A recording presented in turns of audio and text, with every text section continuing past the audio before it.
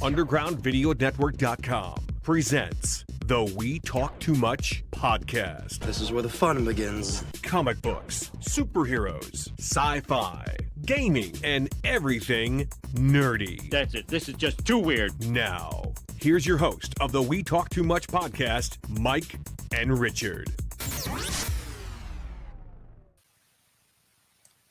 Everyone, and welcome to this episode of Underground Video Network's We Talk Too Much. Who are we? Well, I am Michael Boroff.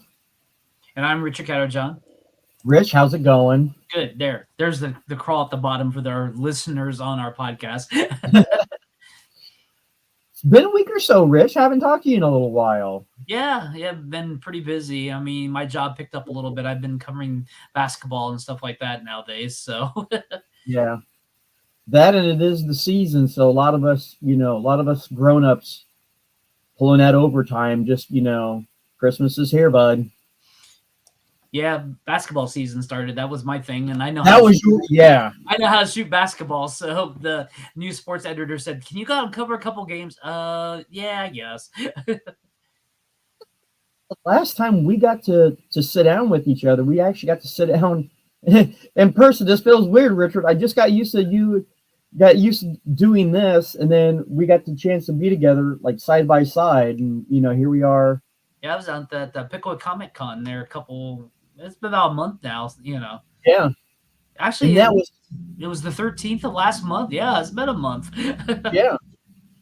And I don't know if we've got a chance to, aside from the episodes that we shot while we were down there, that was such a fun little show. Yeah. That was a great show. That was a very personal show. It was one of those shows where, like the creators that I got a chance to talk to, they actually appreciate the smaller shows like that because people actually get to stop and talk to them and, ask them about, their work, Yeah. And those episodes have not been posted. I've been a little behind. I've been doing, like I said, work and some other stuff. So sorry about that, folks. But So I will mention I have gotten a chance to a little bit of a spoiler. One of the people that I got to interview down at the Pickwa was Addie King. I picked up her book, and I even mentioned to her, and I mentioned on the show, I love to read, but I am a slow reader, and I'm one of those ones where I can pick up a comic book and I can hammer them out like that, but it takes me a little while to read. But I am quite a few chapters into her book, and I am really enjoying it, Richard. oh, cool. And she'd mentioned too, because she's a local gal, in the Dayton area. It's a really great book, and it's even better if you're familiar with the Dayton area. Oh. Because there's a lot of Dayton Easter eggs, and I'm familiar enough with the area that even I was picking up stuff like, I know where that's at. I know what school she's going to. So yeah. Cool. But speaking of cons, though, going on the opposite end of the spectrum, went from a nice, small, intimate con in Pickwa to the big one. I got a chance to go down to GalaxyCon in Columbus, Ohio, which, as of shooting this, would have been last weekend. Yeah. And unfortunately, you weren't able to attend. UVN technically wasn't able to attend. But if you go on our website, I took massive quantities of photos. You'll appreciate this, Richard. I kicked myself though, because about after an hour of being there, Richard, I realized that I had my camera still set on manual. Oh no. On settings for here. I was able to save most of them, but a lot of them, it wasn't even so much, Richard, the like exposure or anything. It was the focal settings. Oh, okay. You ever had that happen, Richard, where for some odd reason I took a picture of this person right here, but it was the person behind them for some odd reason was what was in focus. Yeah, I had that once when I shot a football game there about a month ago or so. One player We was just talked focused about, and one yeah, player wasn't. Yeah. yeah. It was like it should have been, like any photographer knows, it should have been, like dead center focus. But there are adjustments to your camera. But yeah, for some reason, like a lot of the pictures I took, the person in the foreground was blurred out a little bit, but the person like over his shoulder and behind back here, was perfectly in focus. But Yeah, no, I yeah, because I like switched mine back over, and then I just like because it's so fast with stuff going on, like for the basketball and stuff, I just used the focus on the top part and just push it, and then it lines in the section. yep. That's what I try to do. But I was able to pull off quite a few good photos, and I was really happy with the response we got from him, Richard, because whenever I take pictures of a con or anything like that, I'm horrible at captions or whatever, but I was like, I always put, hey, if you are or you know anybody in the photos, please feel free to tag and share them. Dude, did you notice? No. It really only took one or two people to know everybody that was in those pictures, and it was just like ding, ding, ding, ding, ding. That's Facebook for you. the Yeah, ones who still are on Facebook. yeah, or can get around the algorithm. yeah. But no, I had a lot of fun, Richard. It was weird being at a show like that without you, because I realized just how much you wrangle me in. Because aside from a couple of the key things that I went down there for, oh dude, I was all over the place. It was nuts. I was just all over. I do want to mention that while I was down there, I got to see a lot of our friends.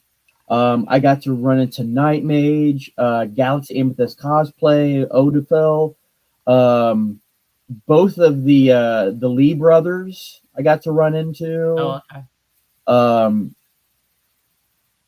It was a really well done show. I really liked the way that they set everything up. The only thing that was slightly weird is they had the professional cosplayers like damn near on the opposite side of the building as like the 501st and Hero Strong and the Columbus Ghostbusters. Oh, that's different. Yeah, it was. I mean, it was nice that they were able to separate the attention, but it was kind of weird that they had them like that. But the big thing for me, Richard, was I got a chance to get my picture taken with Tom Welling and Michael Rosenbaum from Smallville. And I was decked out in my Lex Luthor, which you can tell I'm still pretty clean shaven from. And it was so much fun, Richard. When I walked into the booth, Rosenbaum looked at me and he looked at me up and down for a second, and then it hit him. He goes, "Look at you, sexy Lexi, get over here." And I was actually like, yes. I walked in between them, Tom Welling, who, meeting these guys in person, Jesus Christ, they're giants. I mean, I don't consider myself short, but I was like, hi there, Mr. Tall Giant Man, Well, Tom goes, "Get over here, John." And I'm like, oh, thank you. But here's what was cool, Richard. When I got done with the picture, as I'm walking out, John Glover, who played Lionel Luthor in Smallville, who I got to meet just a few weeks ago and get my picture taken with in Cincinnati, was just chilling in the booth with them. Oh, wow. He was just sitting there hanging out. I swear he was just sitting there hanging out, right?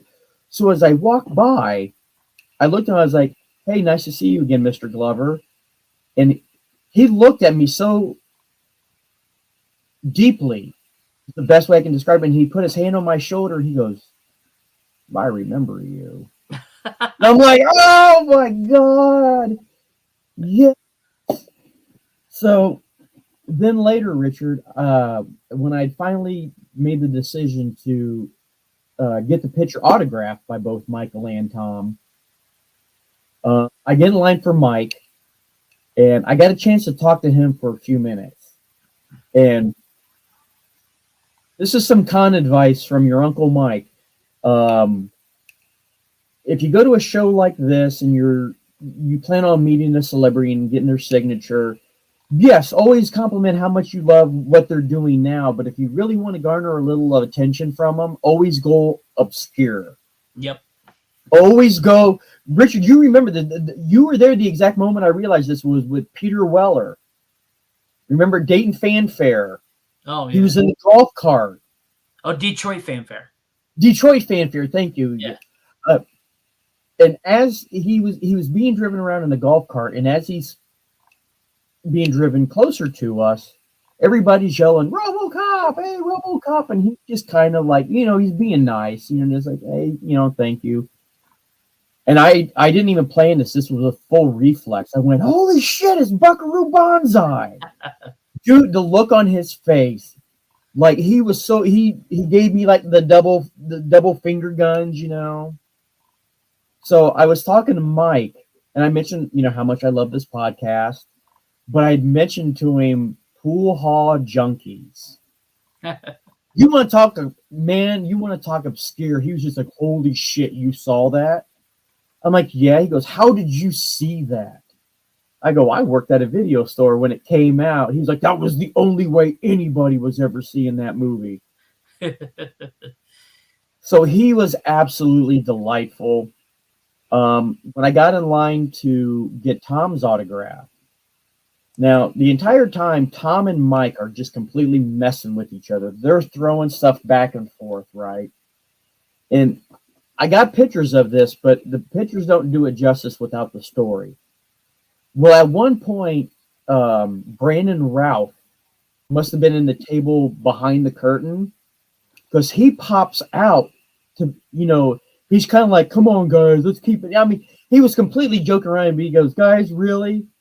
And I got a couple pictures, and been to a show like that before. There are certain areas where cameras aren't really appreciated. Now, GalaxyCon was a little looser about it because, like with Cincinnati, there was only one way you were getting into the celebrity area. There was one way in, and it was kind of roped off. But GalaxyCon, it was kind of like you could get into the celebrity area from like all sides. You know what I mean? So I snapped a couple pictures, and then Brandon Routh turns and he looks at me. And I really don't think it was a camera. I'm not saying he remembered me, but he recognized that I was being Lex. And he stared me down. And I got pictures of it.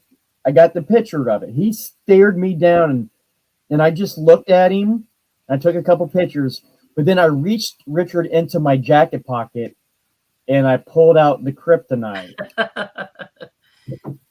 And his eyes went wide, and he had that panicked look on his face, and he ducked behind Tom Welling, which I got a picture of. If you look at the look on his face when he dips behind Tom, and I put the kryptonite back, and he just smiled so bigly, and he waved at me, and I was just like, "I love you."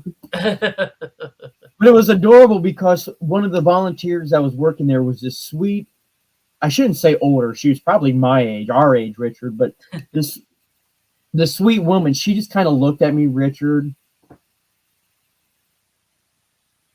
I didn't see anything, and I'm like, "Oh, you sweet woman, you," because she saw the exchange, and she absolutely loved it. Tom was completely delightful. He was really nice.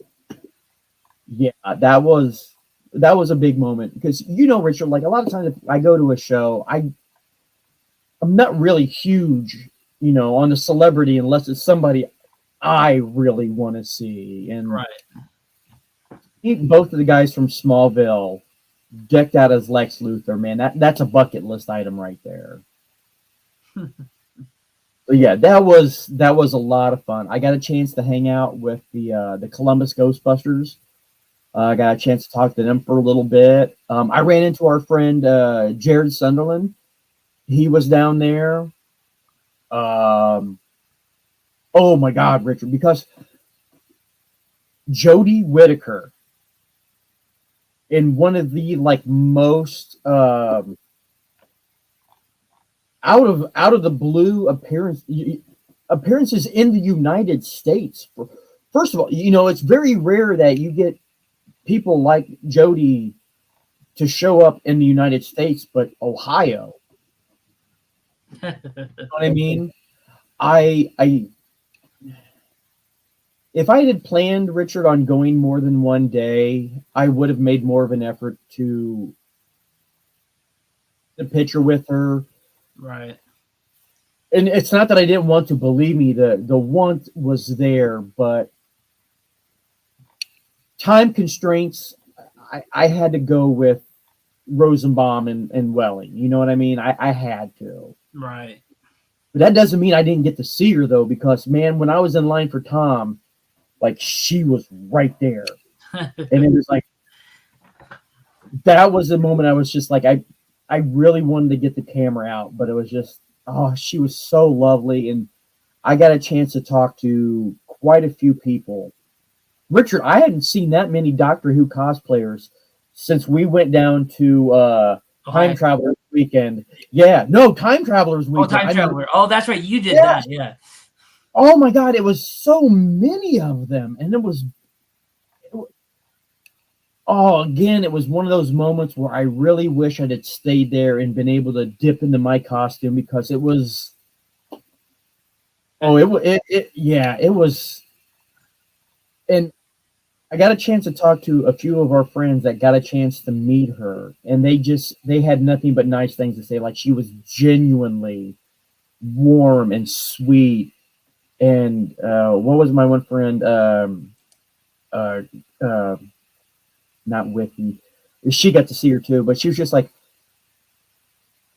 hear her talk in person, and was like cutting warm butter. It was just such a delight. Yeah, uh, it was very well put on, Richard. Definitely, definitely going to plan for it better in the future. If we plan on going back down. If we plan on going down, or if I plan on going down, or definitely want to plan it better next year. Yeah, I know. Like the press pass is sold out within like 5 minutes because I They- applied the same yeah, day they went on. I applied the same day they were available to apply for, and I had the reject notice a little quick. it was pretty big. So yeah, if you get a chance to, if you listening or watching this attended GalaxyCon, please go to the website, which we'll tell you about at the end of the show. Go through the albums, the photos that I took, to see if I happen to have captured you. Because I did. I took quite a few of them. Okay, sounds good. Yeah.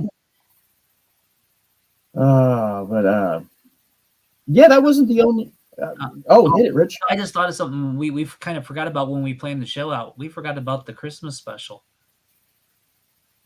Guardians of the Galaxy. Yes, dude. Oh, let's go right into it, because luckily that's the one perk, Richard, to us not being able to do everything right off the bat. Like we don't have to worry about spoilers, because oh God, that was Richard. That's going to be on my list of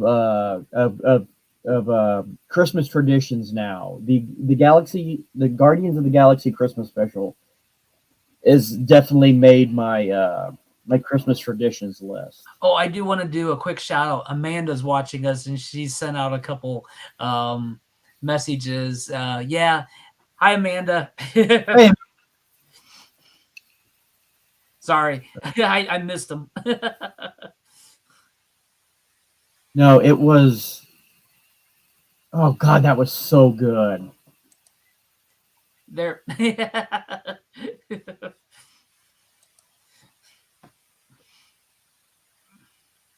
It was just so much fun. I know that look. For people that are listening and not watching, I know how to. Richard will never be able to play poker with me because I think we know each other's facial expressions way too much. I was like, I can tell something's. But yeah, the Guardians of the Galaxy Christmas special was just something else, you know. So much, yeah. And I knew without knowing, like at the very beginning, the band that was playing like, oh, we're trying to work on these. It's like I knew who they were without knowing who they were. I knew it was Kevin Smith. I'm sorry, Paul. I knew it was Bacon's band. I knew if I said Bacon's band, I was going to stutter over it. But that was so much that should have just been called Drax and Mantis's Christmas special. But aside from the Christmas theme, Richard, they dropped a pretty big bomb. Oh yeah. In regards to the relationship between Mantis and Peter. It kind of made sense. It kind of made sense, you know. It did make sense, but it seemed not weird, but and not out of place that they mentioned it there, and it was very well crafted the way they did it because they made a big deal about it, and that Mantis was making a big deal about it. They didn't make a big deal about it. You know, it wasn't like the focus of the show, but it was, you know, it was a big deal to Mantis. And yeah, didn't see that coming. That came out of nowhere, Richard. Yeah. I mean, it's like, you know. Well, it kind of, I thought in the episode they kind of alluded that, or in the movie, that Mantis was the daughter of him, sort of, but they didn't really specifically say that. You remember? Because he was helping him. I need to go back and rewatch that movie again. I just hadn't had the time. Me too, because the only thing that bothered me about it was well, if she was a child of Ego, was it her ability to help Ego sleep, you know, and was her usefulness the reason why he didn't toss her aside like the hundreds of thousands of, you know, skeletons we see below the planet's surface? That's probably why, you know, I mean, because it kind of, like I said, I thought it kind of alluded to that, but it didn't really specify that. But like I said, we know for sure now because it's canon, because you know, this takes place within the continuity, even though it was kind of out there crazy, but And it established that the Guardians have set up Nowhere as their base of operations. Very similar to what they did in the comic for a while. Yep. And it was just, God damn, it really was so much fun. And it's going to be one of those, Richard, the reason why I think it's really going to be on my tradition list is it wasn't very dated. No. This is something you could watch 10 years from now and it would still be as relevant. Except Bacon be a little older. Well, yeah, you know. I'm just teasing.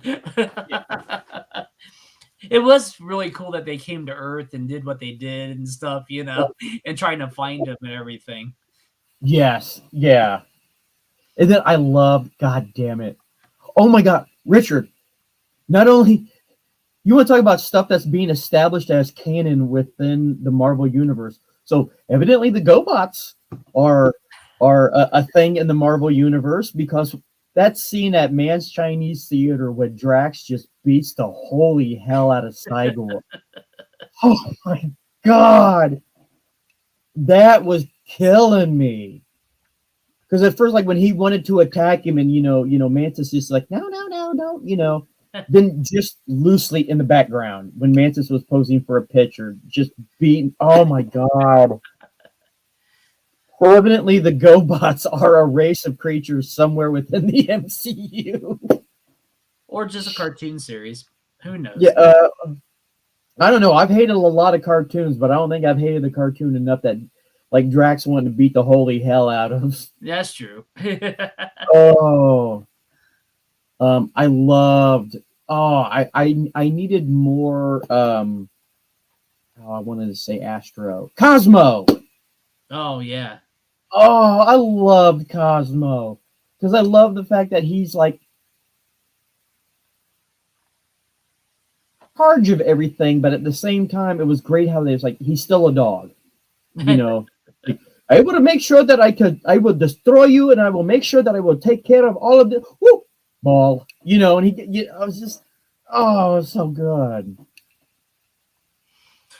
Yeah, I think that's going to be like one of those timeless classics, like you were saying. You can watch it later Yeah, and everything. Because I love how he did the homage to the Star Wars holiday special by having the cartoons like or the animated segments and oh, stuff.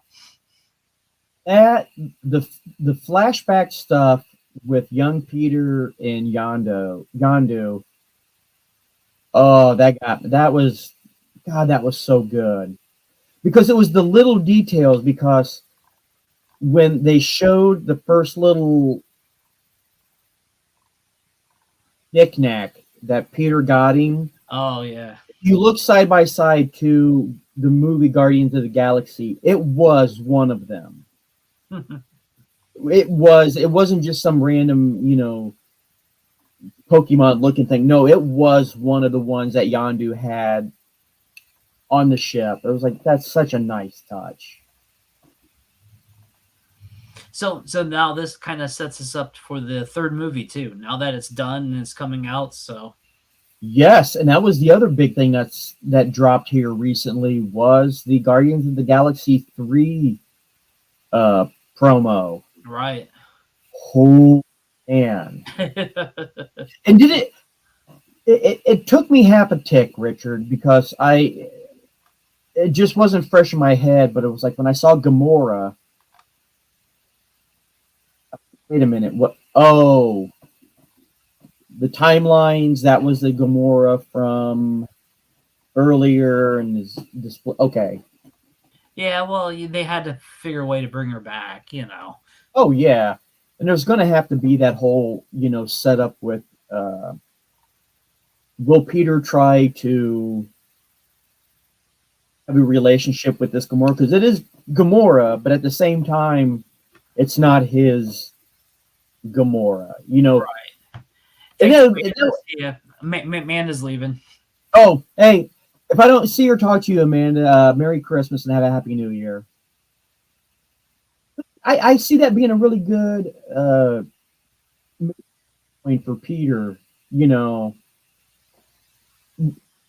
coming to the realization, I'm not going to try to win you over because you're not my Gamora. Oh, yeah. And Richard, before we move on, the other big thing from the Christmas special,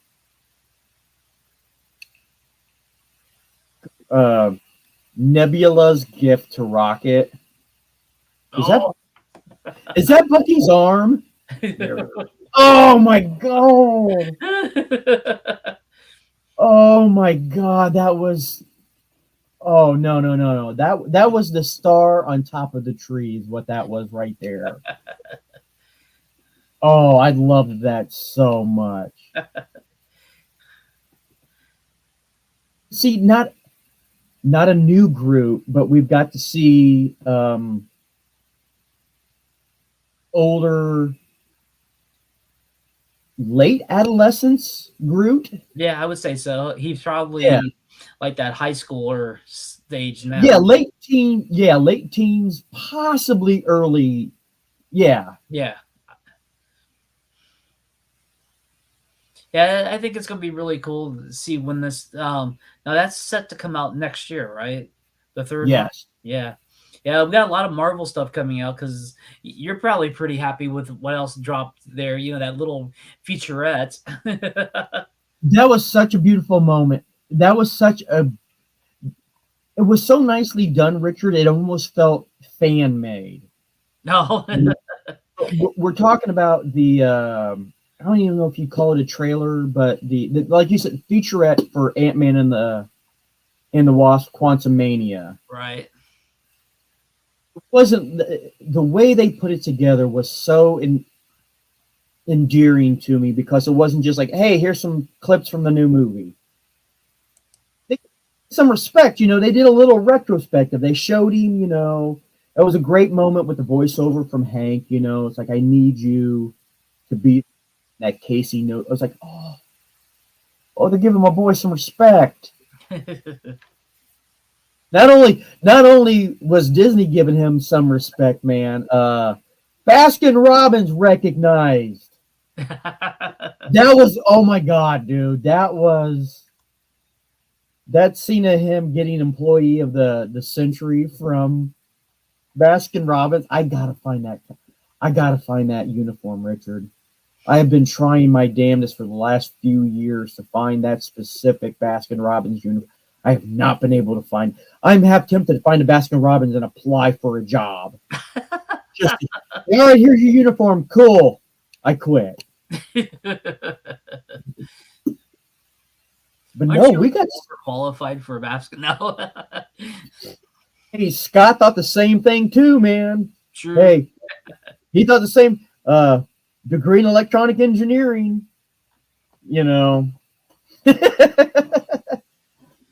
But no, we got to see a little bit more. We got to see a lot more Kang. Yeah. Oh my God, we got to see the really good first taste of the very comic book accurate Kang. Yeah, because it actually had the two, Yeah, and it makes me wonder, Richard, because the costume was very dead on. It had the same green and purple look, but in the comic books, Kang has a blue purple face.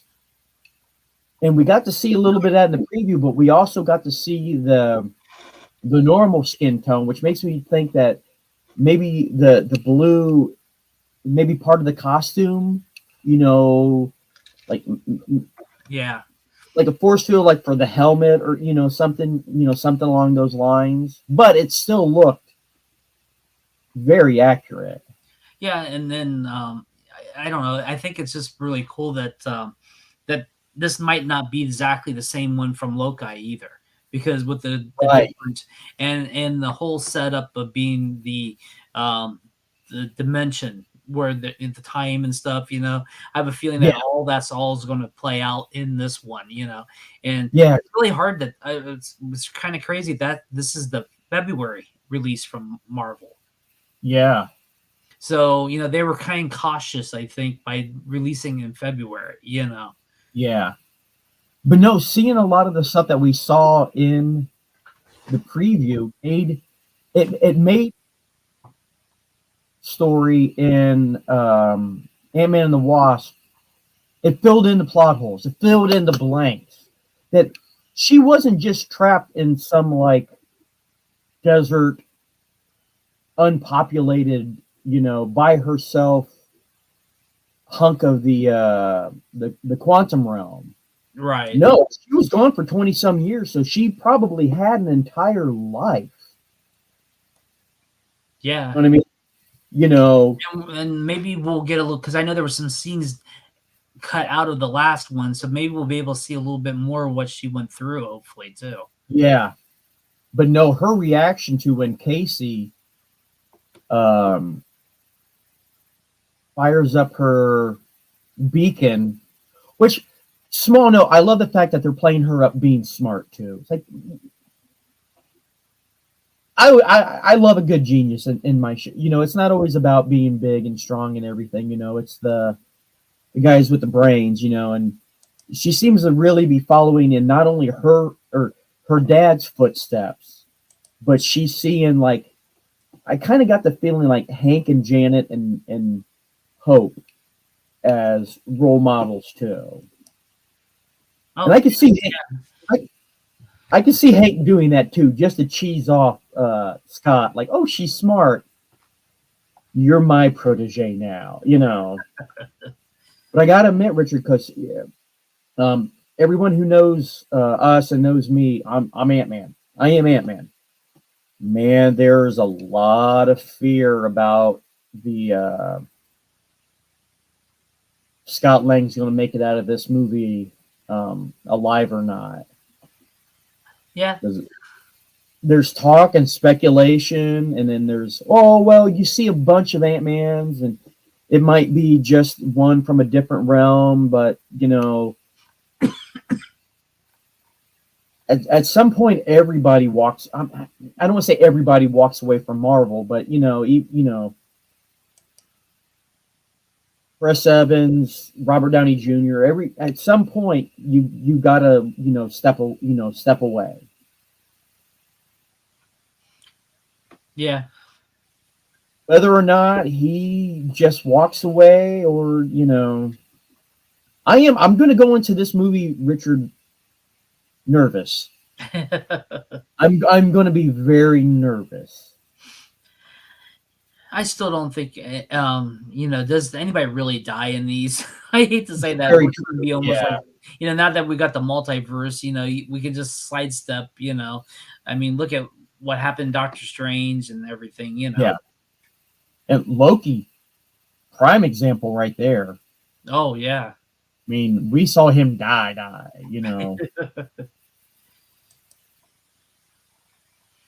But no, that Quantumania featurette that they released was just, that warmed my heart. It was like, thank you for giving my boy a little attention, And then, speaking of time travel, we got another drop from Lucasfilm. Oh yeah, yeah. I mean, boy, we got a new Indiana Jones. That. Oh man, hopeful yet. I know. I don't know, Richard. But okay, here's the good thing: we do know for sure. Shia LaBeouf is not in this movie. They've come out and said he is not in this movie. Right. Sala is, Sala is one of my favorite characters in any character in any movie that's going to rock a fez, because fezzes are cool. I fully support.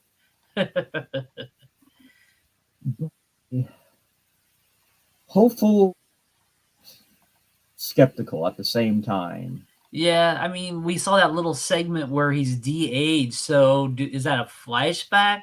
I mean, everybody's hoping time travel, but I don't see Indiana Jones doing time travel. No, I think it's just a flashback, because we've seen before. I mean, remember the Indiana Jones TV series? We got to see a bunch of flashback stuff through that.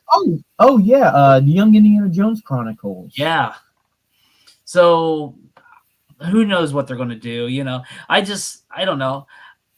It should be interesting to see what they can pull off with Harrison Ford. Yeah. And I mean, don't get me wrong. I will dust off the fedora, and I will be at the theater for this one. But yeah, I'm.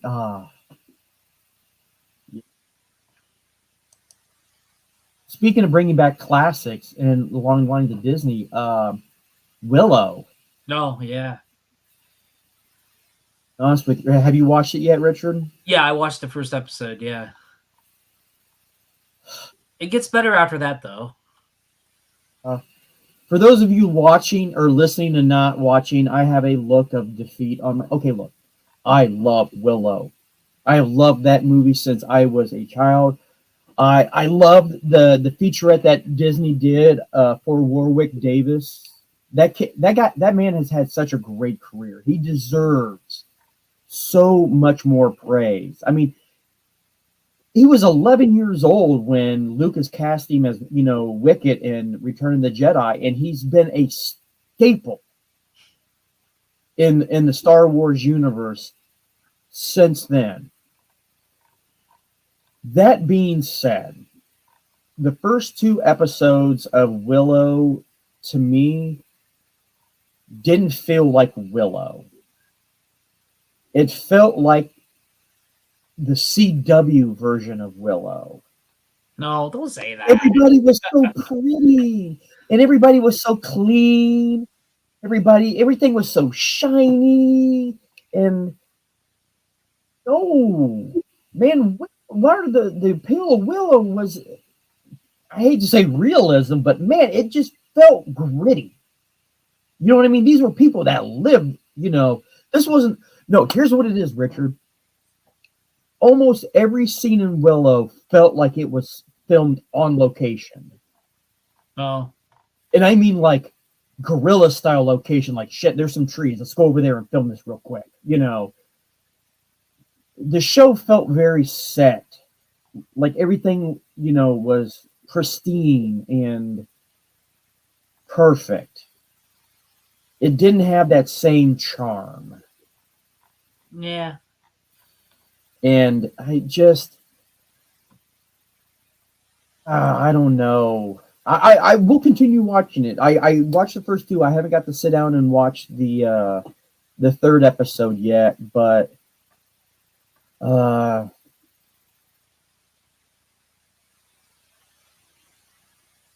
gonna be honest. It felt like what happens when a property is handled by people that weren't very familiar with what made the original property popular. Yeah. You know what I mean? Yeah. I don't know. I give it a little time. It gets better. So. But like I said, even when they first announced Disney Plus, I mean, like the network itself, the channel itself, when they first announced it, there were certain things that they had teased were going to be coming. That was one of them. I mean, so they, this was in the works for the last couple of years. It was like that and Hawkeye, or the things that we've had to wait the longest for that they advertised, and it just felt no. And I wasn't overly fond of the way that they handled Willow, just in the fact that all this time has passed and he still felt the way that he was written. This has nothing to do with his acting. The way he was written felt like it was like only like a week or two after the events of Willow. He was still kind of like a bumbling, Yeah, they did keep that. Yeah. No, no. By this time, and even in the way Sorsha kind of belittled, no pun intended. Yeah. Belittled Willow, like you are not a great sorcerer. I wasn't upset that Sorsha said it. I was upset that it was written that she would even think that way. Right. That the writers didn't give him the respect. I don't know. Fact that, okay, spoiler alert. The reveal of who Alora Daning was pissed me off, Richard. Oh. I was really thinking it was going to be one person, and it turned out to be the other person. And then my first thought was, well, that's horseshit because Alora Daning was a fiery ginger. The baby was adorable with the bright red hair. And how did they explain it, Richard? When Willow says something like, "Oh, the last time I saw you, you had bright red hair." Oh yes, something about using lemons and dragon's blood to dye her hair. Like, first of all, that's not how that works. Because, her hair is going to continue to grow. So, what are you saying that from the time she was old enough to walk to the moment we met her in the show that she's been bleaching her hair with lemon? No, man, no. It was a spell. Yeah, it was. I would have bought that. I would have bought that, but no, they didn't even. They weren't even clever enough to come up with that, and and everything. So, and so far, everything just seems so cliche. Richard is. What's that? Oh, I was just saying that's what they think that this generation needs. It was written sort of for us, but I don't think it was really written for us. It was taking a property from our past and then trying to make it for the newer generation. Exactly. Yes. And hey, if you're watching, listening to this, and again, the thoughts and opinions of Michael Boroff are not expressly the thoughts of opinion. We need that disclaimer, Richard. I'm going to make it myself. Hey, if you, I'm not saying I didn't. I'm going to continue to watch it. If you feel differently, if you love it, let us know. I would love to have this discussion with you. I have nothing but love and respect for anybody who loves and respect. I will stay away from the message boards, though. I made that mistake. Look, the reason why I am not the biggest fan of it is a far cry from a lot of the things that are being criticized about that show. No, my criticisms aren't about certain relationships in the show. I give two shits less. I don't care at all. No. You did my boy dirty. You did my boy Willow dirty. It's been 20 goddamn years. He's the finger test and like, oh, put the finger. No, man, you wrote my boy bad. You wrote my boy badly. I don't give a shit about the other characters. You wrote my character badly. So that's been my 2 cents. We would love to hear what you your thoughts and opinion are on Willow. I'm not going to stop watching. I will continue to watch it. I'm probably going to watch it. Sure, done doing this. Yeah, I know there's so much just dropped recently. I can't even keep up because I've been doing so much other stuff. Like I said, that's like we were talking about. We need to do a topic later on dropping all episodes at once or weekly, and heck, it don't even matter if it's weekly. I can't even keep up. Oh, I know. Because a couple of our favorite weekly shows, Titan. Oh yeah. Holy Titan! Oh, so much has dropped, man. I think we're going to go over an hour, right? Yeah, a little bit. Prepare yourselves, people. We're going in. We got Titans. We got the Doom Patrol. Oh, I could do an entire episode. Doom Patrol. Before we get into those, Richard, because it's a DC show that I want to bid a very fond farewell to. Screw UCW. Stargirl. Right. I am a huge fan of that show. And when I had heard that not only was season 3 going to be like the final season, like it's done. Like I don't even think anyone's going to pick. I don't know. We don't know if anyone's going to pick it up yet. It was written openly. Right. Door was not shut. These characters are not dead.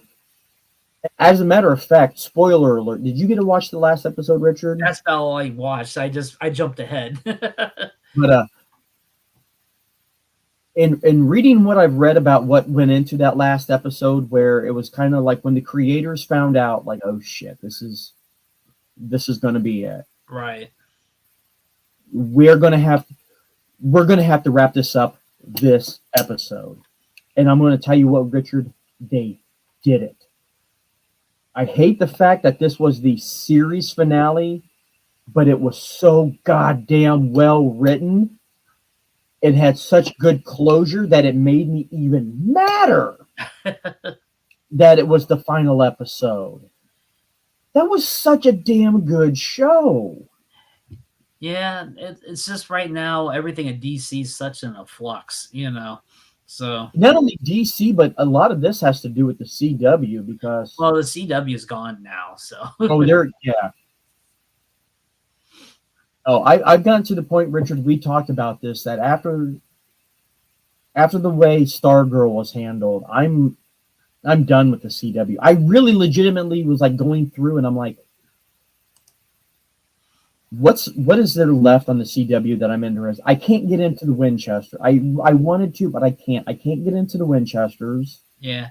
Well, like we said a couple there months back, we were talking about it's been sold. Another company has bought it, and it's not really Warner Brothers or Paramount anymore. It's this other network that wants to just do basically live action. I mean, not live action, but live TV, reality TV, and that's Yep. how it's going to be going towards. So yeah, Yep. anybody who watched it for like the DC properties or stuff like that, it's gone. Who Yeah. knows what's going to happen? Lois and Superman. That's it's not going to stick around. Nothing on there is going to be anymore. And then DC's all, it's just what it is. Now, I'm going to say one of my future predictions right here. This Real quick, though. I want CW is a foreshadow of what's going to happen to social media. Oh, good call. Yeah. Yeah. Social media. Pardon the expression, but social media wise, the shit has hit the fan. Oh yeah, the bubble's bursting left and right, and everybody's just is so frustrated with stuff. And I just see CW. It was its prime. It did what it was supposed to do, and just didn't sustain what it should have been. And that's what social media is doing. So yeah, that was the other thing that irked me, Richard. Was shortly before going down to GalaxyCon. Here's what was funny, Richard, because I was fully intent. If you looked at my Facebook page, I was fully intent on going down to GalaxyCon as Booster Gold because I wanted that moment back that I was denied like 3 years ago. When they came to Wizard World. But it just so happened, Richard, that after I shared the video of Booster Gold from Smallville, the next clip that like auto played was the scene from Crisis on Infinite Earths, where Lex Luthor meets Clark Kent. And not only did I have that moment where I'm like, oh, no, I got to do this. But watching that clip, Richard, made me remember how good they used to be. Crisis was really about the last really good thing that the CW put out. Yeah, it's just weird, and everything's just flip-flopping around and stuff. Everybody wants to try to do their stuff, and I don't know. It's just everything's just in so much chaos anymore, with social media and the different portals and everything. It's all happened. Yeah. I do real quick, Richard. I want to thank you because I had not, because when I had just mentioned that I was done with the CW, Superman. Oh, you bastards! Because even if it's only a few up, I refuse. I have to watch Superman and Lois. I have to know what happens. I have. Oh, yeah. But here's the thing, though. Aside from Superman and Lois, like even the Flash, it's like I know the upcoming season is going to be the last season. Don't care. I'm Richard. I am officially over the Flash. What I would love to see happen, and if you again stay away from message boards and comments and stuff, but one of the other trailers that kind of dropped this last few weeks was the Flash. Yeah. And with we won't go into details, but given the certain status of the lead actor in that movie, there's been a huge call for Grant to take over just that role, and not how do I put this? Not the Barry Allen from the CW, but Grant Austin as Barry Allen from possibly him taking over that role. Yeah. And that position within the DCU cinematic universe or whatever. Well, after the announcements this week, is there even a DCU anymore?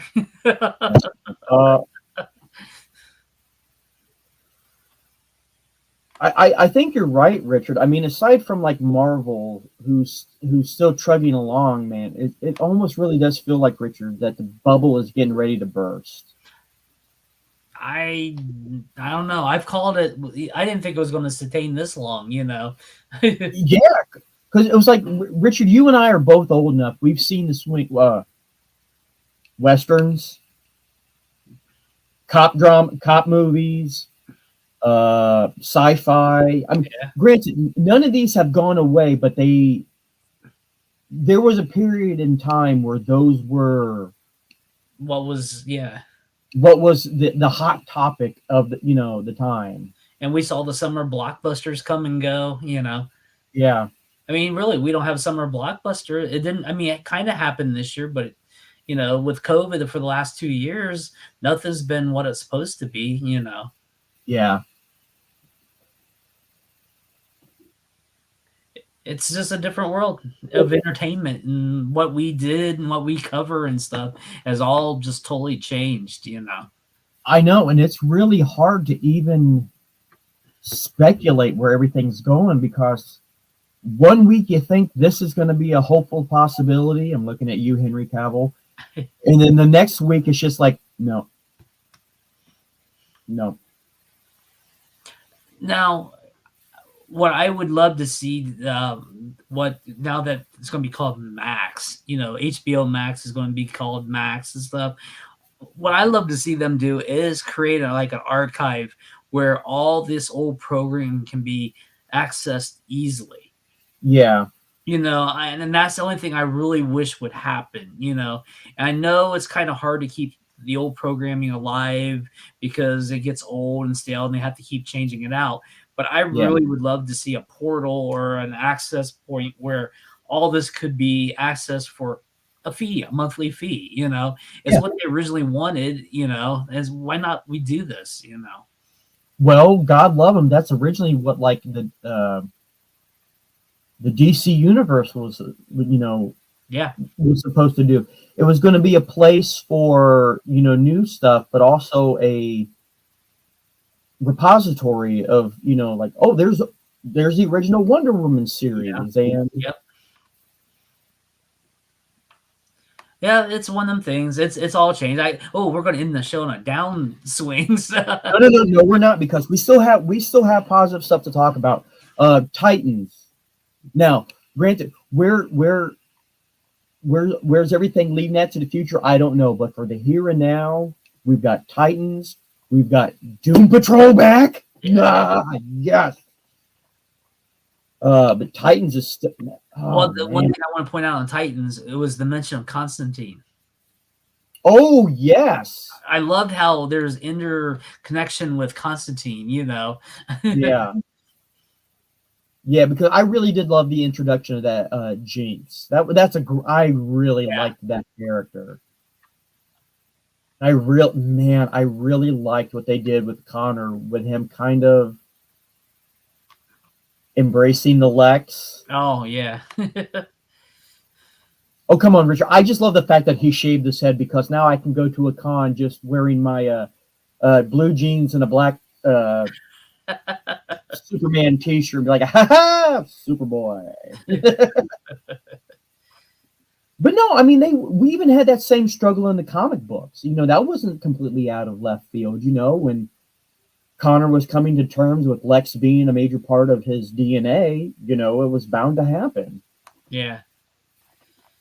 Yeah. Just different things,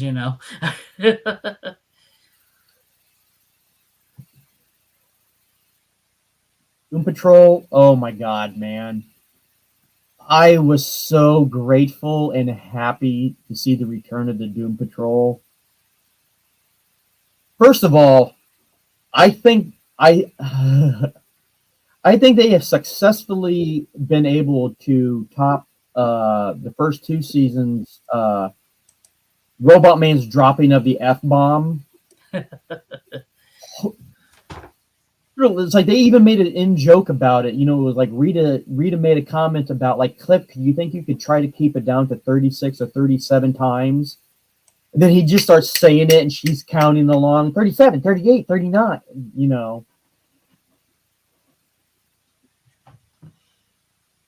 yeah.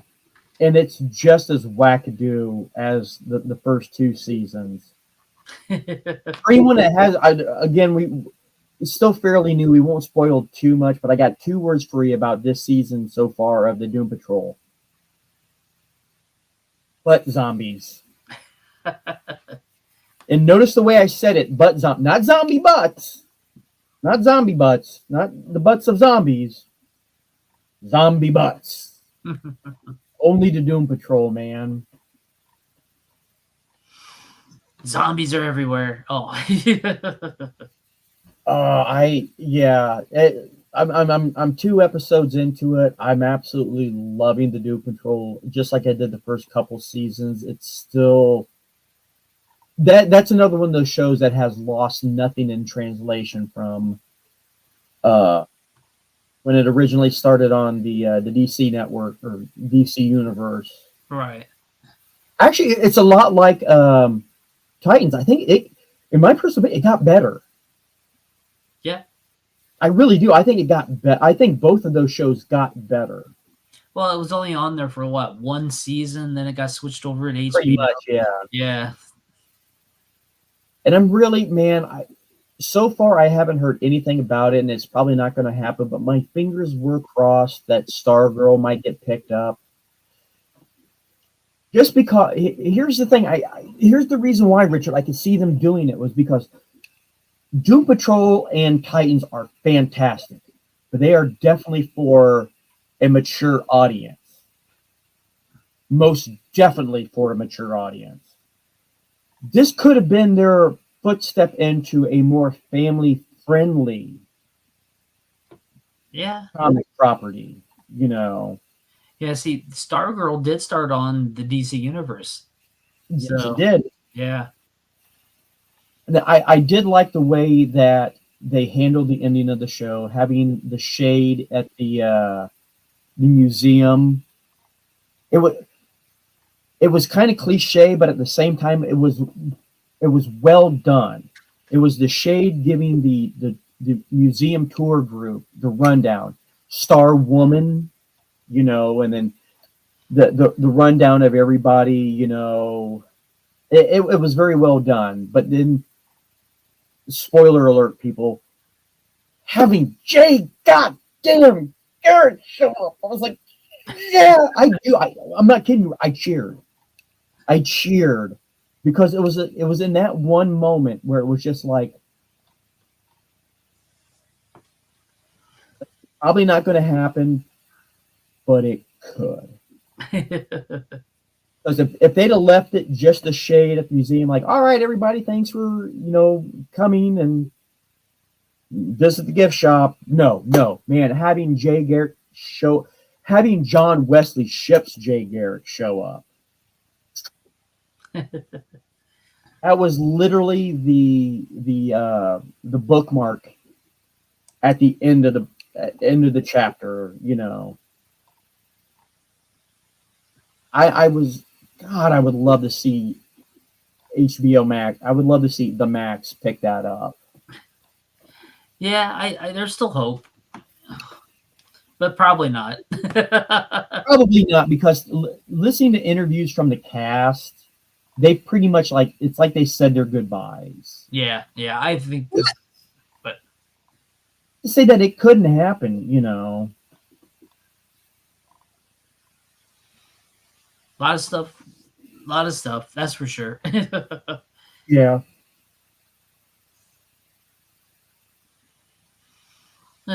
What else was there? There wasn't much else, you know. There was the D&D trailer. That was pretty crazy. That looks so much fun.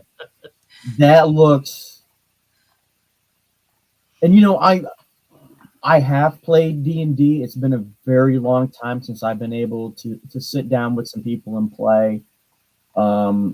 I was fortunate enough that when I was younger, I got to sit in with some really great D&D players. I am by no means an expert, but I will say from what I've seen from the trailer is it felt like a D&D game. Yeah, it did. This wasn't just your typical, you know, fantasy movie. You mean like the last interpretation? Yes. No, that trailer was so all over the place, it legitimately felt like an actual proper sit-down game of Dungeons and Dragons where yeah. Like Oh. at some point, like because of knowing what I do know about Dungeons and Dragons and how hard it is to be like the DM. Like at some point, I guarantee you, like in the movie, they're gonna try to strike up a conversation with one of the bartenders, and the bartender's not gonna know what to do because he's supposed to be, because it's always in that way.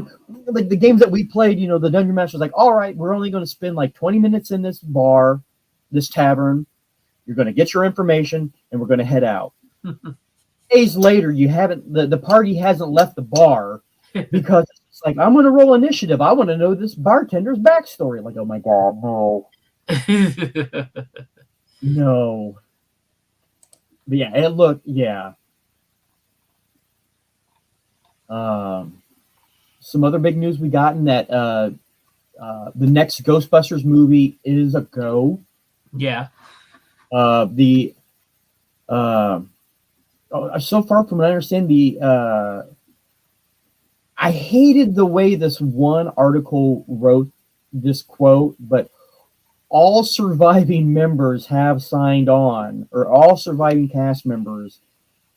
Like I know what they were saying, but I hated the implication. It's just like, well, if they're still around when we make the next one, they'll probably be in it too. But TikTok, But Grace McKenna signed on. Finn Wolfhard is signed on. Everybody is signed on. Yeah, it should be interesting where they go next. Yeah, I am. My hope, Richard, is that like Winston becomes like the Nick Fury. Yeah, that's what I was thinking too. Yeah. Like, look, I have the money, the need now. You guys have kind of proven yourself. You want a job. You guys want to move back to the city? I will pay the bill. That's what I'm hoping for. Yeah, or set up other franchises or something, Yeah. There was a couple other things that were recently announced here at a couple of the big at one of the big video game conferences. Two things that I am wicked excited for. Jedi Survivor was officially like not even like teased, because we've video game people have heard the talk about it for a while. No, they came out. Not only, I love the way they did it too, man, is they had the actor Cameron Monaghan come out to announce it, he is Cal Kestis. Like they didn't even like they did the mocap of him. They didn't even change anything about the way he looked. He is Cal Kestis. He came out to introduce it, and he was the spitting image of what he looks like in the game too. A little older. He had the beard. But not only did they didn't just do here's some cutaway sequences and some cinematics. No, they showed gameplay, and holy shit, did it look nuts. Wow, dude. Should be interesting. Oh, it's going to be fantastic, man, because again, this isn't like cinematics. Like they showed gameplay. Like Cal snatches this stormtrooper up. Like he freezes the laser bullet, snatches the stormtrooper up, pulls him towards him. Not only does he use the stormtrooper for a shield, he makes the stormtrooper fire his gun at the other. Like that was intense. Like my fingers are already like, okay, man. I was like, how? Oh my god. Oh, I got to start training for this one. It looks amazing, and even Cameron himself said he's like, this is setting out to be the greatest Star Wars game that's ever been made, and those are big, bold words. But what we saw at that conference, man, it might not just be blowing smoke up your ass. It looked amazing. We'll have to see. Other big video game news that I just found out through the PlayStation Network.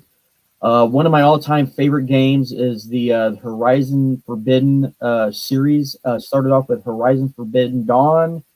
The sequel, which was just as good, if not better, Horizon Forbidden West. Was absolutely phenomenal. They just released information about the first of the DLC for Horizon Forbidden West. They're calling it Burning Shores. It's going to be a continuation straight off from the end of Horizon Forbidden West. One downside for a lot of people is it's going to be strictly next gen. Oh, Not going to be anything available for the PS4. It is going to be strictly PS5 because the creators of the game said that for what they wanted to do, they weren't going to, for lack of a better term, dumb it down or downgrade it for the PS4. And trailer they showed was gorgeous. We saw Aloy. Spoiler alert, people. On Sunwing from the end of Horizon Forbidden West. And one of the great things about that game was in certain areas, it was like the future was so far into the future that the future that was like the end of the world is our future. But you could still make out a lot of historic landmarks. And they're focusing on like the Los Angeles area out west. But the one great scene is they show Aloy flying by the Hollywood sign, Richard. no. And it's dilapidated, but just as she flies by, this colossus machine that had like been buried, there was like burrowed underneath the Hollywood sign, just engulfs the entire screen. Oh, it looked amazing. I can't wait for that one. Huh. That sounds pretty cool. Yeah, it looks amazing. If you're like me, was a huge fan of the original two Horizon Zero Dawn games, it looks amazing. What about you, Rich? You got anything left? You got anything else? The only thing is, I picked up off of Kickstarter the Harp Twins' newest CD came out. Mm-hmm. Sounds great. I love these ladies, And you got to get them signed too. Well, that's part of the Kickstarter. Yep. Yeah, they were one of those things, Richard, where I have absolute trust in you. It was like when we went and saw them, they were there. What was it, Cincinnati? Yeah, it was Cincinnati Comic Expo.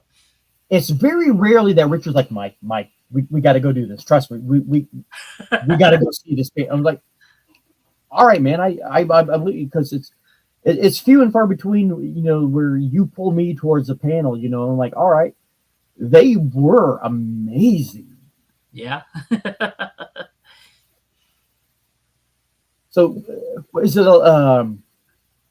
is it a mix of? Was it like your other CDs, Richard, where it was a mix of original? It's more original stuff this time. So cool. Yeah. And they're really fun to follow on like Instagram and everything too, because they're very good at what what's left of we talked about what's left of social media. They're very fun and entertaining. They're a good watch. Wow, that ended up about this year. It's funny how it's already the end of the year. Things are starting to get back into swing. It felt more normal this year. Yeah, we got to do a show together. Yeah.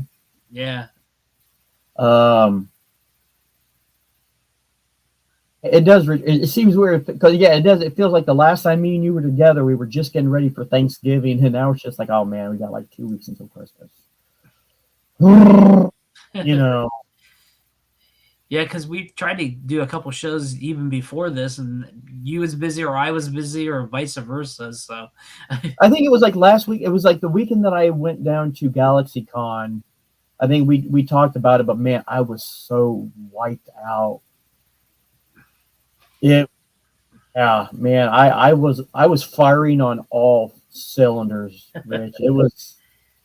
The one thing I got to tell you real quick, Rich, that got me was it was packed, but it was laid out very well. But when I got down there, Richard, I'm familiar enough with the area, from us going down there, where to park. Well, the problem is by the time I got down there, this parking garage was filled. Like, all right, they're leading people around this corner. All right, we'll go down here. Okay. Well, this lot is filled. All right, well, they're leading us over here, and this garage is filled. And I'm amongst like a caravan of people that are all headed towards the same place. So we finally find a parking garage. It was so full that all of us ended up having to park at the very top. Oh, like wow. outside, right? So we all gather, me and this group of people all gather our stuff together. We're walking around. None of us have any idea where we're going, Richard. We're walking around like the back of this parking garage, and all of a sudden it looks like we're underneath an underpass. And it's like, do you know where we're going?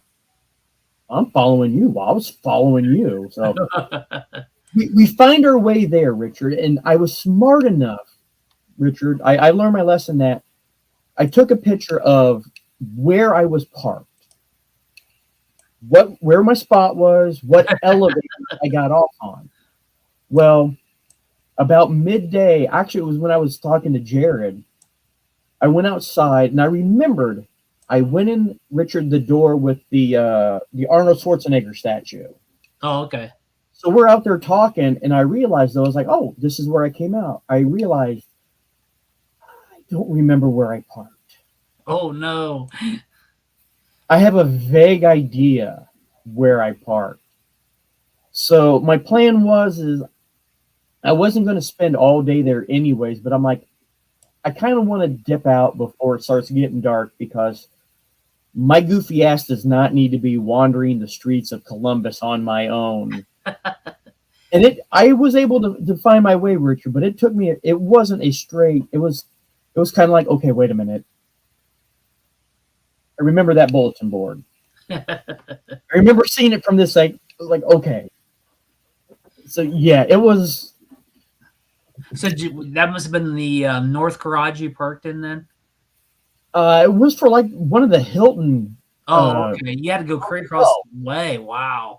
Yeah. Oh, we were a ways, dude. Yeah. But here was the thing: like when we were out in the hallway, there were so many people, but it never felt packed, Richard. It never felt packed. No. So yeah. Yeah, like I mentioned, we're at GalaxyCon. Please go to our website to see the pictures that I posted. Richard mentioned earlier that the videos that we shot from Piqua will be posted here very soon. Richard, please, while social media is still a thing, can you please tell them where they can find us at? The easiest way, just go to our main website, UVN.plus. There's links there to go to our socials on Facebook, YouTube, Twitter, which I don't post much. And you can try to find us on MySpace, the original place to find us. I got a feeling, Richard, we're going to see a resurgence in MySpace. And we're going to, like so many other things, Richard, we're going to be able to say you called it first. Tom is going to come back and be like, all right, let's do this. So on behalf of Richard Cattajon and myself, thanks everybody for watching and or listening.